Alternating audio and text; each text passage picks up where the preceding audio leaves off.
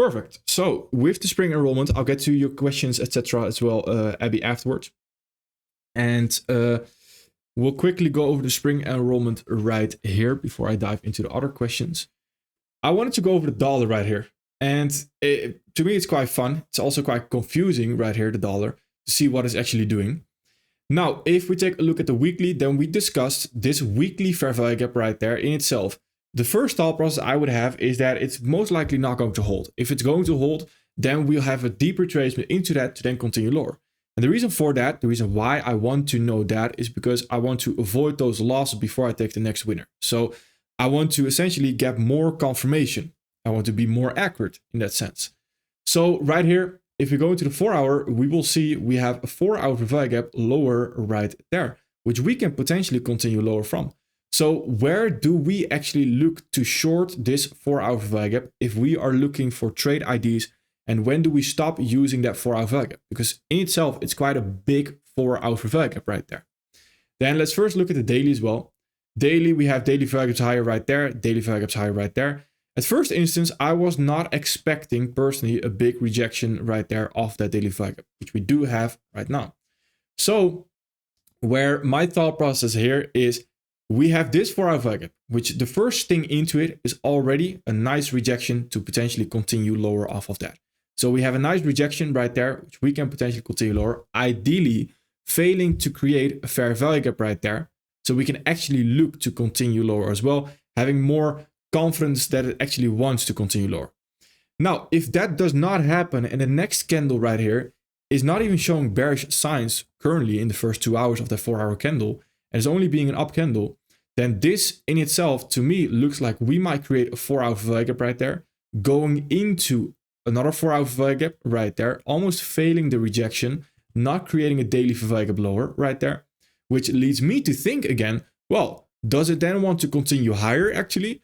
It's a little bit 50-50 in my opinion right there, but that's a good thought process right here where I would not look at shorts anymore right here, but also not necessarily look at longs, where if I want to look at longs, then I want to wait for ideally another sting into it to then continue higher off of that. For me, until that time, I am happy with staying out of the market.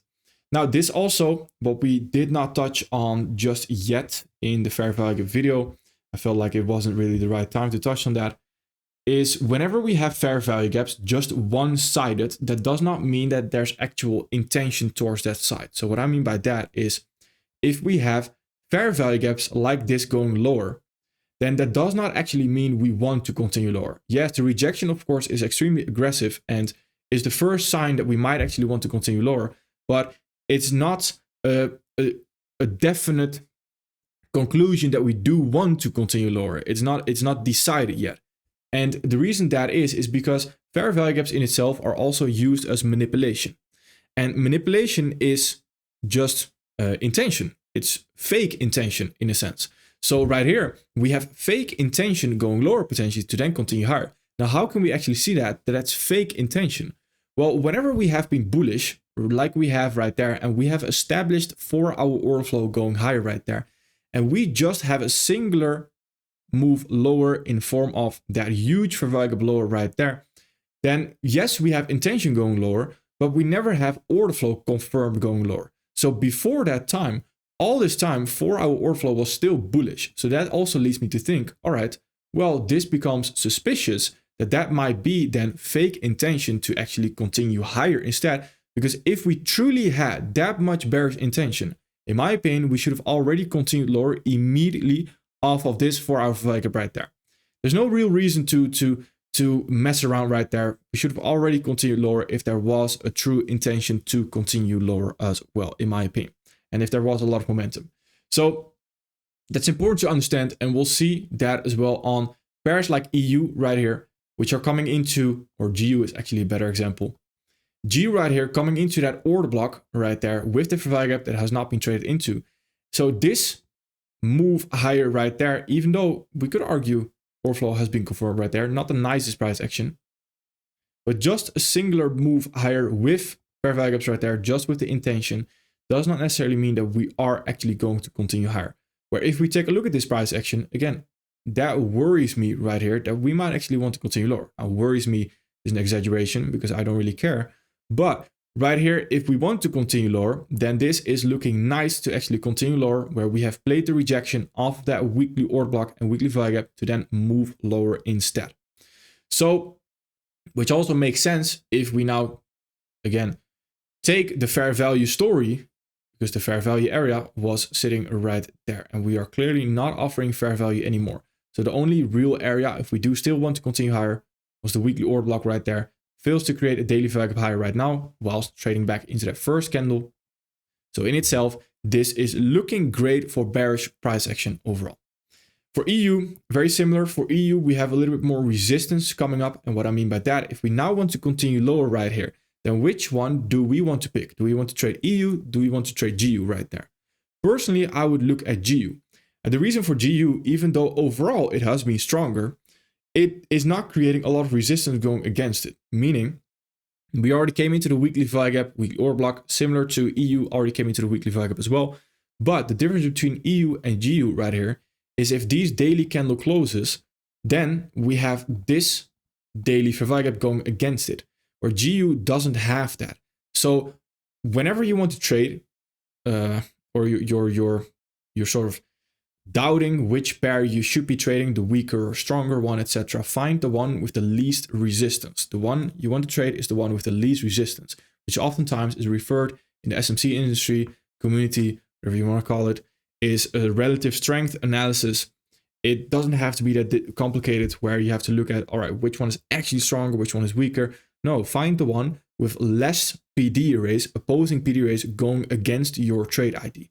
So here GU has less discount arrays going against the trade ID of taking shorts, where EU is now having already this fair value gap, which then on the 4 hour, we could also create a valid breaker right there. So there's a lot more discount arrays going against us if we now want to look for a short ID right there.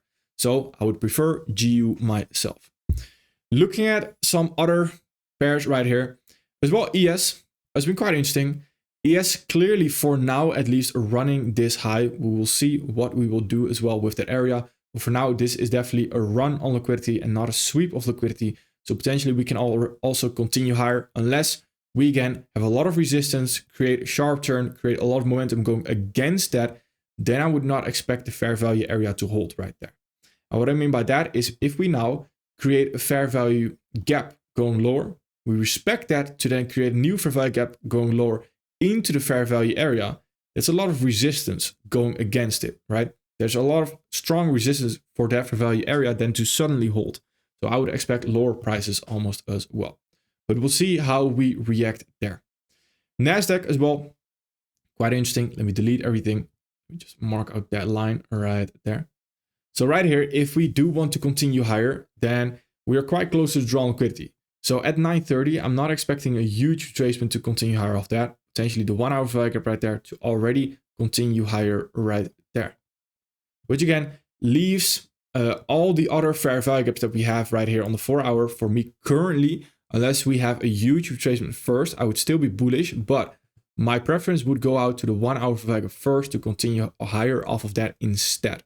And that is again being more accurate with which fair value gaps are actually relevant, because a lot of people see fair value gaps and they're not sure which one to choose. They might even have this fair value gap still marked up right there. Whilst this fair value gap has zero relevance to me.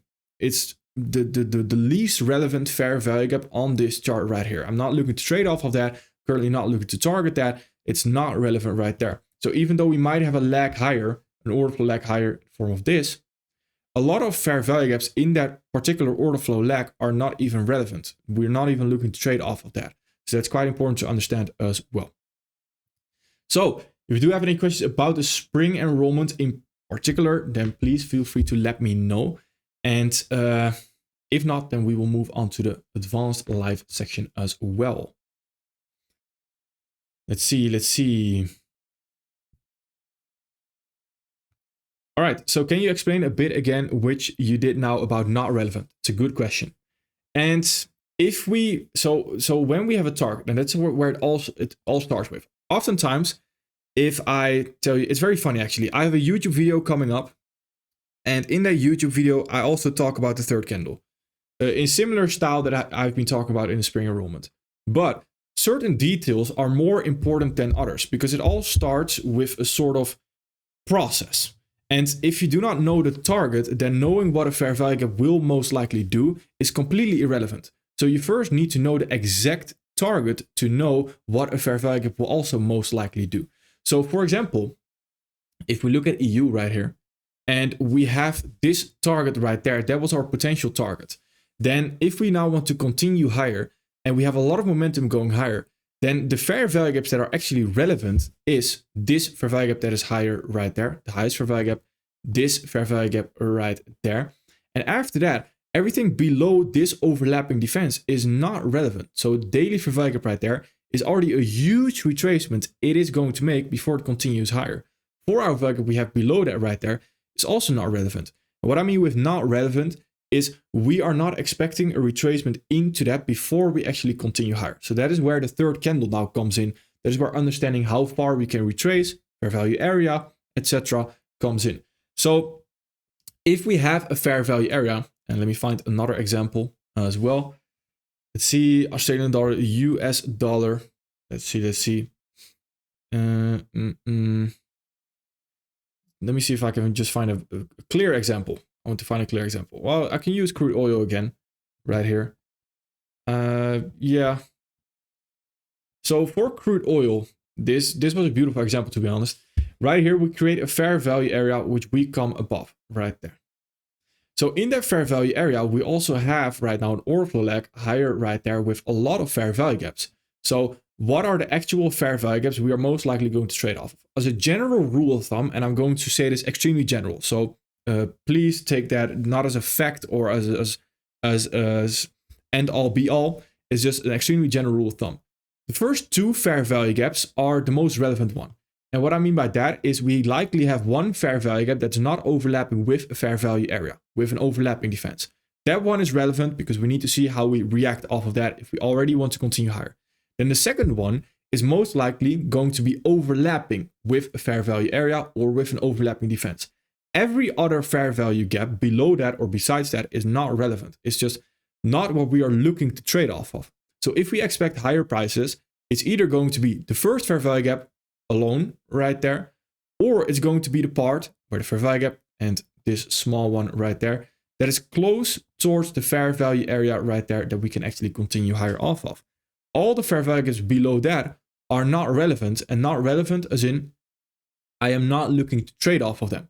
So eventually they can become nice targets because if we're not offering fair value right there and we will look to target these lows, then these fair value gaps are going to act as resistance where we can have somewhat of a retracement right there a little bit to then continue lower. So that is where they do become relevant more as target, but not as something to trade off of, if that makes sense. Let's see. If you have a daily expansion candle on the formation and inside the daily candle with a 4-hour value gap, would you still use the 4-hour value gap to trade off of? Trade off, for example, on Australian dollar, Canadian dollar. Yeah, it's a good question. Good question. And I believe I understand what you mean. So when we have a daily value gap in the making, right there, essentially, we have this daily value gap right there in the making, understanding that the value gaps, ideally, we want them always to be in context. So this is a tricky third candle where we're not sure if this will continue higher off a 4-hour value gap instead, or if it will come back into the daily value gap to then continue higher off of that. So that makes it tricky. And right here, for me, currently, I would argue, all right, I'm not looking at the 4-hour value gap anymore. I would want to see daily value gap right there holding and to trade off of that instead. Now, the reason I say that is because if we have a situation like this, we again need to determine how far can we actually retrace before we say, all right, let's just stop and let's just wait for the daily value gap instead. So right here, I would only want to see that first candle. And if we do not get an immediate rejection higher off that first candle right there, I would not want to trade this. So if we fail to continue lower, and once the next candle failed to continue higher, and if we now start to create that next 4-hour candle going lower, then if there was an entry right here, do we have a sharp turn lower? I don't believe we have. If we had a sharp turn plus re right there, then that would be the entry for me. But after that, I would immediately stop looking at an entry as well. So almost requiring perfect price action to immediately go higher. If that does not happen, I do not want to get involved, and I would want to wait for the daily fair value gap instead, if that makes sense. Australian dollar, Canadian dollar. Excuse me. But a similar scenario. I hope the Australian dollar, US dollar also makes sense. You also said Australian dollar, Canadian dollar. I just read it wrong. My bad. Let's see. So here we have the daily expansion, and we are not creating the daily fair value gap just yet right there. So in this case, it's a little bit different. We just have to take into account how much time we have left to actually continue higher.